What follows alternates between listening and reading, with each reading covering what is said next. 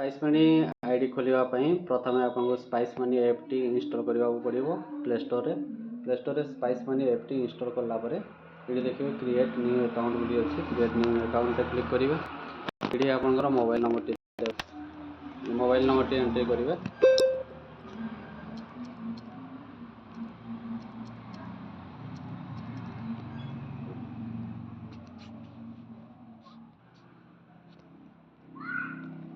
Mobile number देलापर ये OTP जीव ओटीपी टी एंट्री करेंगे तापर सबमिट मारे सबमिट मारला ये देखो डिस्ट्रीब्यूटर डिटेल्स रे डिस्ट्रीब्यूटर डिटेल्स रे क्लिक करेंगे ये आपंकर डिस्ट्रीब्यूटर आईडी टा देवे मो आईडी टा देवे यहाँ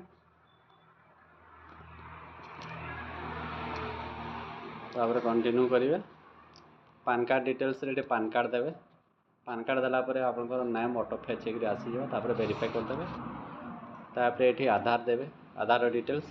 तापर आपंकर आधार सेल्फी आधार केवाईसी नब आधार केवाईसी करदेवे फ्रंट कैमरा रे आधार केवाईसी हो तापर बेसिक इनफॉरमेशन अच्छी बेसिक इनफॉरमेशन रे दुकान रू एटीएम केते दूर रे बैंक केते दूर रे स्क्वायर फुट केते एमती डिटेल्स पचारिबो सेटा आपन दे देबे तापर वर्क प्लेस डिटेल रे इटे ध्यान रखिए दुईटी फोटो आपको अपलोड करिया पड़ियो गोटे फ्रंट आउ गोटे इनसाइड सब फ्रंटा आपन सब फ्रंट रे ठिया हेबे आ आपनकर फोटोटी आउ जन को कहबे से किछि देबे जेमति कि आपनकर सब फ्रंट आउ आपन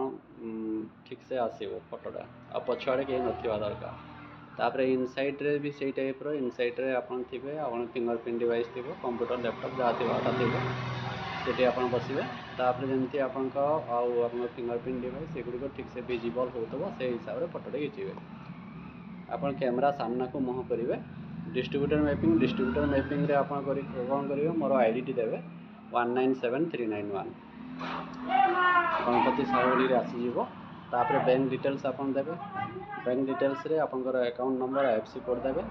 जदि वेरीफाई हो गला भल कथा मोस्टली बहुत बैंक रो वेरीफाई हो जाए जदि कौनसी कारणवश वेरीफाई न होला तबे आपन तार फोटोटी खिचिबा को पड़िबो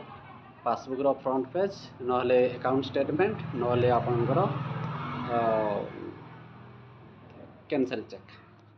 तापर अदर डिटेल्स रे भी सेमती किसी क्वेश्चन पचारिबो बेसिक क्वेश्चन आपनकर साइट रे केतेटा दुकान अच्छी एई टाइप रो सेम सर्विस वाला सब देबे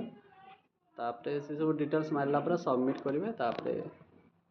मो पाखक आसी जीवो मु तापर आपनकर देखिदेवी सब डिटेल्स थी तेज एप्रूव करदेवी मु एप्रूव कर सारा पर किसी समय पर आपनकर आईडी क्रिएट हो तापर आपन नेक्स्ट प्रोसीजर पाई मते कॉल करिवो मु आपनको नेक्स्ट प्रोसीजर कहि देबी थैंक यू।